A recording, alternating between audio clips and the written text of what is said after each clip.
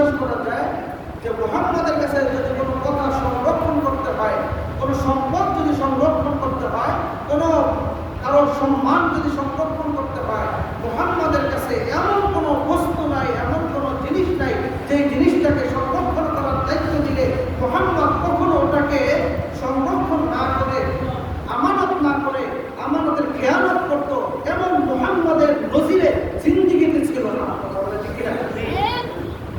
রাসূলের জিন্দেগিতে এমন কোন ইতিহাসে কেউ বলতে পারবে না যে রাসূল অমুকের একটা আমানতের খেয়ানত করেছে, রাসূল অমুকের একটা বিশ্বাসঘাতকতার কাজ করেছে, রাসূল অমুক ব্যক্তির সাথে রাসূলের বেয়াদবি করেছে, রাসূল অমুক ব্যক্তির সাথে অবমাননা করেছে, এমন ইতিহাসে কখনো নাই।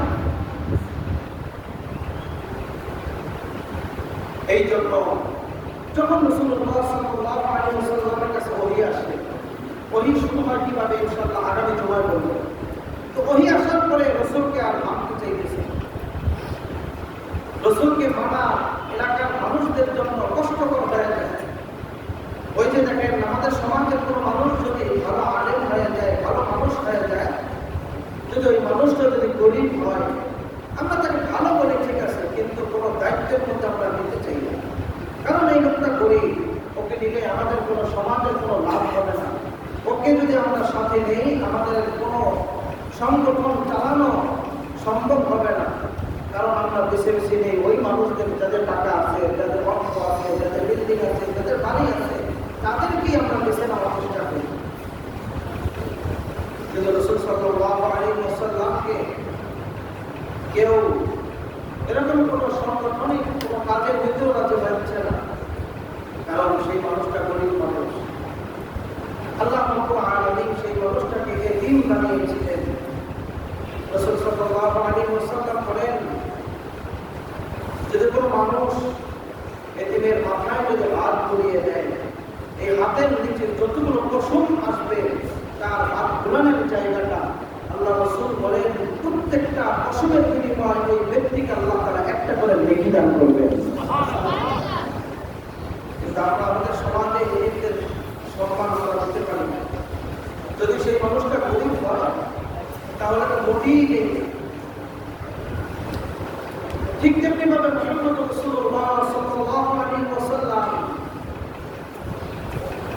যখন তাদেরকে দাওয়াত দেওয়া শুরু করলেন, ইসলামের দাওয়াত দেওয়া শুরু করলেন, তখন তারা মানতে রাজি না, বলতেছে এটা মুহাম্মদের বেটা, ওর জন্ম থেকে সব জানি, খুশি সব চিনি, কয়জন চাচা, ওর বাপের অবস্থা কি, ওর দাদার অবস্থা কি, সব আমরা জানি। ও আমাদের মধ্য থেকে হঠাৎ করে এসে বলতেছে আমি নবী, এটা কিভাবে সম্ভব? স্বাভাবিকভাবে এটা না মানানোর সম্ভব, না মানানোর কথা। আমাদের মধ্য থেকে যদি কোনো মানুষ যদি হঠাৎ করে বলে ফেলে যে আমি নবী, আপনারা মানবেন? কি বলেন, মানবেন? তখনই মানুষ চাবে যে প্রমাণ দাও, বলে দাও, নবীকে নবী, এর প্রমাণ কি? রাসূলের কাছে এরকম প্রমাণ চেয়েছে, প্রত্যেকটা প্রমাণ রাসূল নিজে নিজে দিয়েছে। এমন ইতিহাসের মধ্যে পাওয়া যায় রাসূলের কাছে মক্কার কাফেররা বলতেছে তুমি যে নবী, এর প্রমাণ দাও। রাতের অন্ধকারে বলতেছে, রাতের আধারে বলতেছে তুমি যে নবী, এর প্রমাণ দাও। রাসূল সাল্লাল্লাহু আলাইহি ওয়াসাল্লাম এমন একটা প্রমাণ দিয়েছে, এমন একটা সাক্ষী দিয়েছে, এই সাক্ষ্য আজও পর্যন্ত পৃথিবীর মানুষ দেখতে পায়। সেই সাক্ষ্যটা কি?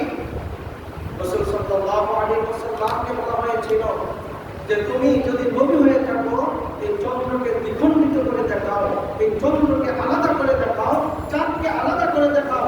যেই কাজটা পৃথিবীর কোনো মানুষ করতে পারবে না, যেই কাজটা পৃথিবীর ইতিহাসে নাই, যেই কাজটা পৃথিবীর কোনো মানুষ করা সম্ভব না, এমন একটা কাজ তুমি করে দেখাও। রাসূলুল্লাহ সাল্লাল্লাহু আলাইহি ওয়াসাল্লাম আঙ্গুলের ইশারা করেছিলেন চন্দ্রের দিকে, শাহাদাত আঙ্গুল দিয়ে, সঙ্গে সঙ্গে চন্দ্র দ্বিখণ্ডিত হয়ে গিয়েছে। চন্দ্র দ্বিখণ্ডিত হয়ে গেল, মক্কার নগরের কাফেররা সবাই দেখতে পাইল।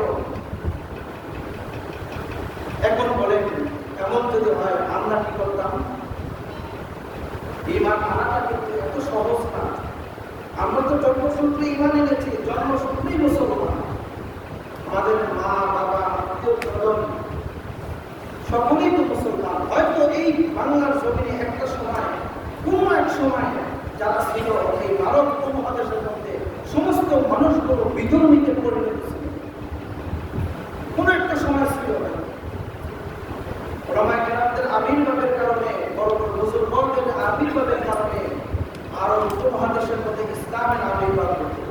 যদি এটা না করতো, আজও পর্যন্ত আমরা ইসলামের কোনো আলো পাইতাম না, আল্লাহকে চিনতে পারতাম না, রসুলকে চিনতে পারতাম না, কাবা চিনতাম না, পশ্চিম চিনতাম না, নামাজ ত্যাগ করতাম। সব কিছুর অবদান ওলামায়ে কেরাম, সব কিছুর অবদান পীর বুজুর্গান, হক্কানি পীর বুজুর্গানদের অবদান। আমরা ঠিক কিনা? যখন মুহাম্মদকে মানতে চাইতেছে না, তখন মুহাম্মদ বলে লাকাদ লাবিসতু ফীকুম মিন ক্বাবলিহি। আল্লাহ রাব্বুল আলামিন শিখায় দিলেন, তুমি এটা বলে দাও, লাকাদ লাবিসতু, অবশ্যই আমি তোমাদের কাছে আগমন করেছি, তোমাদের কাছে এসেছি, ফীকুম, তোমাদের মধ্যে আমি লালিত পালিত হচ্ছি, উমরান মিন ক্বাবলিহি, বিশাল একটা দীর্ঘ একটা বয়স, দীর্ঘ একটা সময় অতিবাহিত করেছি তোমাদের সামনে। আফালা তা'কিলুন, তারপরে কি বুঝতে পারো না? তারপরে কি তোমরা কি বুঝতে পারতেছো না আমি যে একজন নবী, আমি যে একজন পয়গম্বর, এটাকে বুঝতে পারতেছো না? অন্য আয়াতের মধ্যে আল্লাহ তাআলা নবীর সম্পর্কে, নবীর চরিত্র নিয়ে কথা বলে বলতেছেন, লাকাদ কানা লাকুম ফী রাসূলিল্লাহি উসওয়াতুন হাসানাহ। পৃথিবীর মধ্যে যত মানুষ আসবে, যত মানুষ এসেছিল, যত মানুষ বর্তমানে আছে, সব মানুষদের মধ্য থেকে সব থেকে সুন্দর, উল্লেখযোগ্য, আখলাকওয়ালা, চরিত্রওয়ালা সেই মানুষটার নাম কি? আওয়াজ দেবেন, সেই মানুষটার নাম কি? মুহাম্মদুর রাসূলুল্লাহ সাল্লাল্লাহু আলাইহি ওয়াসাল্লাম। আল্লাহ রাব্বুল আলামিন বলেন, লাকাদ কানা লাকুম, তোমাদের মধ্যে, তোমাদের জন্য, তোমাদের প্রত্যেকটা মানুষদের জন্য, কারো না কারো আদর্শ বেছে নিতে হয়, কারো না কাউকে ফলো করতে হয়, কাউকে না কাউকে ফলোয়ার বানাইতে হয়। তুমি কাকে বানাইবা এটা তুমি নিজেই বিবেচনা করো, কিন্তু আমি আল্লাহ কোরআনের মধ্যে বলে দিলাম, লাকাদ কানা লাকুম ফী রাসূলিল্লাহি উসওয়াতুন হাসানাহ। এমন একজন ব্যক্তির কথা বলে দিলাম যেই মানুষটার জন্য আল্লাহ নিজেই বলে দিয়েছেন উসওয়াতুন হাসানাহ, তার মতো উত্তম চরিত্রওয়ালা, তার মতো উত্তম আখলাকওয়ালা, তার মতো উত্তম স্বভাবওয়ালা, তার মতো উত্তম ব্যবহারওয়ালা, তার মতো উত্তম পথ দেখানোওয়ালা পৃথিবীর মধ্যে আর কেউ নেই। উসওয়াতুন হাসানাহ এত সুন্দর। আর উসওয়াতুন শব্দটা ইসমে তাফসীর, উসওয়াতুন শব্দটা ইসমে তাফসীর দ্বারা বোঝাইতেছে যত উত্তম আছে, যত ভালো আছে, যত কল্যাণ আছে, সব থেকে কল্যাণওয়ালা, সব থেকে উত্তমওয়ালা, সব থেকে আখলাকওয়ালা, সব থেকে ভালো, এর উপরে আর কোনো ভালো নাই, এর উপরে ভালো হতে পারে না। এই জন্য আল্লাহ তাআলা ইসমে তাফসীর সিগা ব্যবহার করে বলতেছে উসওয়াতুন হাসানাহ। এত সুন্দরওয়ালা, আখলাকওয়ালা, চরিত্রওয়ালা পৃথিবীতে আর কখনো আসবে না। আমরা সেই মানুষটাকে ফলোয়ার বানাইতে পারি না। হাসরের ময়দানে ওই মানুষটার হাতে আমাদের কাউসারের পানি পান করতে হবে। ওই মানুষটার সুপারিশ ছাড়া আমরা জান্নাতে যেতে পারবো না। সে যত বড় আলেম হই না কেন, যত বড় মুফতি হই না কেন, যত বড় মুহাদ্দিস হই না কেন, যত বড় ইমাম হই না কেন, খতীব হই না কেন, যত বড় পৃথিবীর বর্তমান যুগের পণ্ডিত হই না কেন, ওই ব্যক্তির সুপারিশ, সামান্য একটা সুপারিশ ব্যতীত জান্নাতে যাওয়া কোনো সম্ভব হবে না। ওই ব্যক্তিকে যদি ফলোয়ার না বানাইতে পারে, পৃথিবীতে যাকে ফলোয়ার বানাবো, আল্লাহ রাব্বুল আলামিন বলেন তোমার হাসর ওই ব্যক্তির সাথেই হবে। আমি যদি আমার রসুলকে ফলোয়ার বানাইতে পারি, আমি আমার রসুলকে যদি তার আখলাকটা যদি আমার ভিতরে আনতে পারি, একজন সাহাবায়ে কেরামের আখলাক যদি আমার ভিতরে আনতে পারি, একজন সাহাবায়ে কেরামের যদি আমি এক সাহাবীর যে কোনো আপনার যাকে পছন্দ হয়, আশারায়ে মুবাশশারা যারা রয়েছে 10 জন জান্নাতের সুসংবাদওয়ালা পৃথিবীতে জীবিত থাকা অবস্থায় 10 জন সাহাবীর যে কোনো একজনকে আপনি ফলোয়ার বানান, যে কোনো একজনকে আপনি মানেন, যে কোনো একজনের ইতিহাস আপনি পড়েন, যে কোনো একজনকে আপনি যদি মানতে পারেন, রসুল বলেন ওই মানুষ জান্নাতে যাবে, ওই মানুষটা ওই সাহাবীর সাথে জান্নাতে যাবে। এইটাই প্রমাণ করে ওই সাহাবীর সাথে জান্নাতে যাওয়ার কারণ ওই সাহাবী আল্লাহ তাআলা বলেন ওই সে জান্নাতে গেছে, জান্নাতে সুসংবাদ পেয়েছে, জান্নাতে সার্টিফিকেট পেয়েছে। সুতরাং তোমার আখলাক যদি, তোমার চরিত্র যদি রাসূলের সাথে মিলাইতে নাই পারো, হয়তো আমরা বলতে পারি যে আমার রাসূলের সাথে মিলাইতে পারবো না, অনেক বড় দামি মানুষ, অনেক বড় শ্রেষ্ঠ মানুষ, আমি তো এই জমানায় এত গুনাহের যুগে, এত বিপদের যুগে, এত ফিতনার যুগে, এত মুসিবতের যুগে আমি পারবো না, তাহলে আমি কিভাবে মিলাবো? কোনো না কোনো একটা সাহাবীর সাথে যদি মিলাইতে পারি, অবশ্যই ওই সাহাবী জান্নাতে যাবে।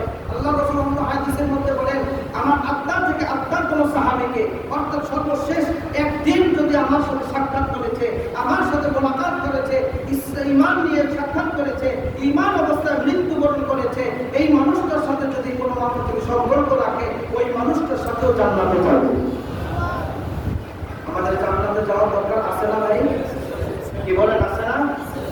আমরা যে কোনো একজন সাহাবীকে আমরা ফলো বানাইতে পারি না, যে কোনো একজন সাহাবীকে আমরা আমাদের পথ চলার দিশারি বানাইতে পারি না, যে কোনো একজন সাহাবীকে সাহাবীর মডেল আমরা বানাইতে পারি না। যদি আমরা বানাইতে পারি, আল্লাহ তাআলা আশা করা যায় আল্লাহ তাআলা আপনাকে আমার জন্য, আপনার আমার জন্য ওই ব্যক্তির সাথে, ওই সাহাবীর সাথে, ওই বুজুর্গের সাথে, ওই আল্লাহওয়ালা লোকের সাথে জান্নাতের ব্যবস্থা করে দিবেন ইনশাআল্লাহ। আল্লাহ তাআলা আমাদেরকে যে কোনো একজন, আজ থেকে আমরা নিয়োগ করে নিব 10 জন আসনের মুবাশশারা, 10 জন সাহাবী আছে জান্নাতের সুসংবাদ প্রাপ্ত সাহাবী, তাদের যে কোনো একজনের জীবনী আমরা পড়বো, বাজারে পাওয়া যায়, বই কিনে পাওয়া যায়, আমরা কিনে তাদের জীবনীটা পাঠ করবো, তার জীবনের সাথে আমারটা মিলাবো। কারণ দেখেন, আপনার জীবনীটা এরকম একটা অবস্থা, কিভাবে চলতে হবে। গাড়ি যখন সামনে আগায়, গাড়ির লুকিং গ্লাস আছে না, কি বলে লুকিং গ্লাস থাকে না, লুকিং গ্লাস ছাড়া যদি গাড়ি চালায় তাকে মামলা দিয়ে দেয় না, ট্রাফিক পুলিশকে মামলা দিয়ে দেয়। কারণ লুকিং গ্লাস ছাড়া তুমি যদি গাড়ি চালাও, যে কোনো মুহূর্তে বিপদ হইতে পারে, যে কোনো মুহূর্তে অ্যাক্সিডেন্ট হইতে পারে। সুতরাং লুকিং গ্লাস থাকবে, লুকিং গ্লাসের দিকে তাকিয়ে পিছনে দেখবে, সামনে অগ্রসর হবে। পিছনে যারা চলে গেছে, সাহাবায়ে কেরাম গেছে, বুজুর্গ অনেকদিন গেছে, হক্কানি উলামায়ে কেরাম গেছে, ভালো মানুষ গেছে, যাকে পছন্দ হয়, যেই মানুষটাকে পছন্দ হয়, যেই সাহাবীকে পছন্দ হয়, তাকে আপনি ফলোয়ার বানান, তাকে আপনি মডেল বানান, তাকে নিয়ে আপনি আপনার জীবনকে পরিচালনা করেন, আল্লাহ তাআলা ওই ব্যক্তির সাথে আপনাকে জান্নাতের ব্যবস্থা করে দিবেন। সুবহানাল্লাহ। আল্লাহ রাব্বুল আলামিন আমাদেরকে জান্নাতে যাওয়ার জন্য সহজ পন্থা অবলম্বন করে দিন। আল্লাহ তাআলা আমাদেরকে জান্নাতের উপযুক্ত হওয়ার মতো তৌফিক দান করুন। সকলে বলে আমিন। ওয়া আখিরু দাওয়ানা আলহামদুলিল্লাহি রাব্বিল আলামিন। আসসালামু আলাইকুম ওয়া রাহমাতুল্লাহি ওয়া বারাকাতুহু। যারা সুন্নাত